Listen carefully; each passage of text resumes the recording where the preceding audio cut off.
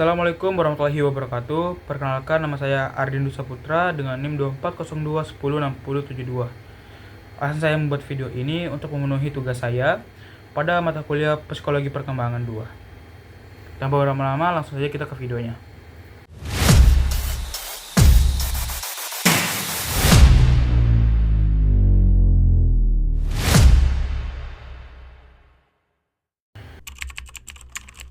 Oke, yang pertama ada perubahan hormonal. Pada remaja madya, hormon reproduksi meningkat. Pada laki-laki, hormon testosteron itu naik, sehingga memengaruhi pertumbuhan otot, suara jadi berat, serta produksi sperma.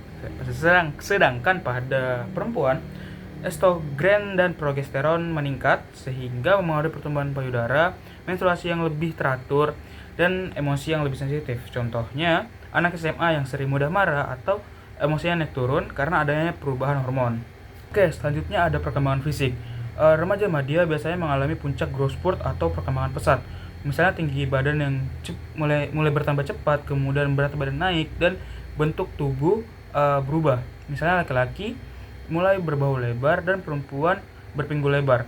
Sedangkan pada remaja akhir, pertumbuhan fisik melambat dan bentuk tubuh sudah mendekati dewasa. Contohnya anak SMA yang tiba-tiba tinggi badannya melonjak dalam 1 tahun. Sementara mahasiswa baru terlihat postur tubuhnya yang lebih stabil. Oke, selanjutnya ada kematangan seksual.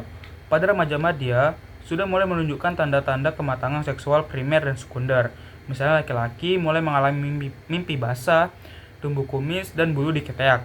Sedangkan pada perempuan mengalami menstruasi yang teratur, pembesaran payudara, dan perubahan suara yang menjadi lebih lembut.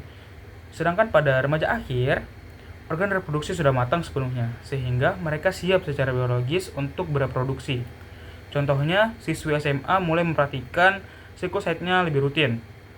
Sementara mahasiswa laki-laki sudah bertumbuh jenggot dan suara bassnya lebih stabil.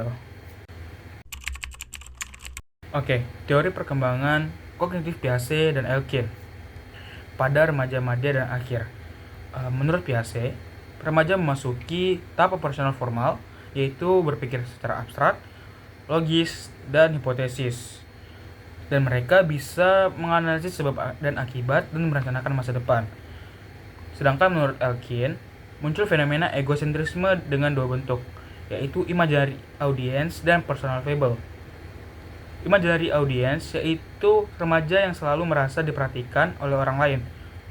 Sedangkan personal fable yaitu remaja yang merasa dirinya unik dan berbeda dari orang lain. Contoh dari imaginary audience yaitu remaja yang sering merasa malu secara berlebihan karena mengira semua orang memperhatikan jerawat yang ada di bagian wajahnya.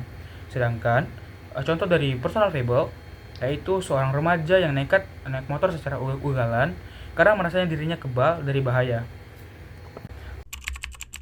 Strategi menghadapi masalah perkembangan sosial emosional pada remaja madya dan akhir. Remaja sering menghadapi emosi yang labil, pencarian identitas, dan pengaruh teman sebaya. Strategi yang bisa dilakukan antara lain menjaga komunikasi terbuka dengan orang tua ataupun guru, mencari kegiatan positif seperti berolahraga ataupun organisasi, dan mencari lingkungan pertemanan yang sehat.